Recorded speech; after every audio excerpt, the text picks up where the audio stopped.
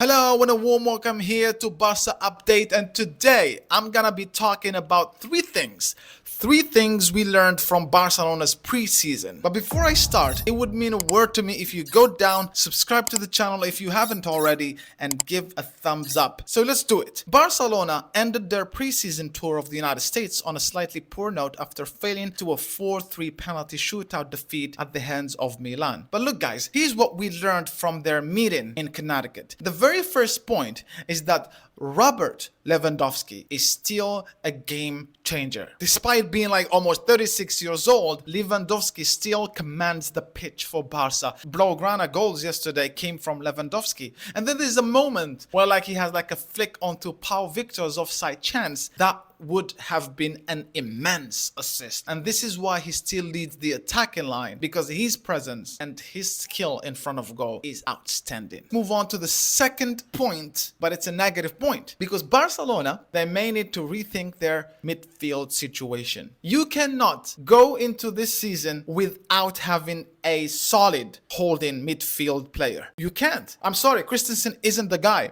Christensen was just a temporary kind of like option for Xavi last season, but this upcoming season you have to have like someone really rock solid in the middle of the park. You cannot just go on with Casado. Casado is a brilliant player, but is good as a substitute. Just give them that a bit of an edge to learn more from the experienced players. Barca were talking about Zubimendi, about Kimmich. What are those guys?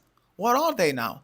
Why did they just suddenly disappeared? And they have to find somebody to slot him in that midfield position. Another worrying point is the backline. Barcelona have to improve their defensive if they are to compete for La Liga this year. It's as simple as that.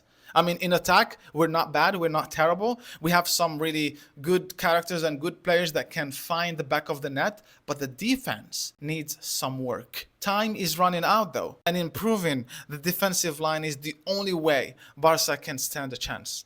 But then let's not forget that so many of the starting 11 players are not in the team yet. Next week, next Monday, there's gonna be a next game before the starting of La Liga, a game against Monaco in the Juan Gamba Trophy. That game, I think, it's going to decide who's going to start the season against Valencia. I think we're gonna see a much better team, a much organized team, and a much effective team in terms of pressure, goals, and also some good moments as well. I think we're gonna see the return of Lamine Yamal. Maybe, just maybe, we're gonna see Nico Williams. I don't know, but I'm thinking maybe now Barca's gonna move and focus a lot about Nico Williams or somebody else in that area. So there you have it, guys. These are the three major points that I think we've learned from Barca's preseason in the US. But let me know your thoughts. What do you think? What do you make of this? What do you make of Barca's tour? What have you seen different from, for example, last season? Hit me all with your comments on also whatever you think. Thank you so much for watching, and see you next time.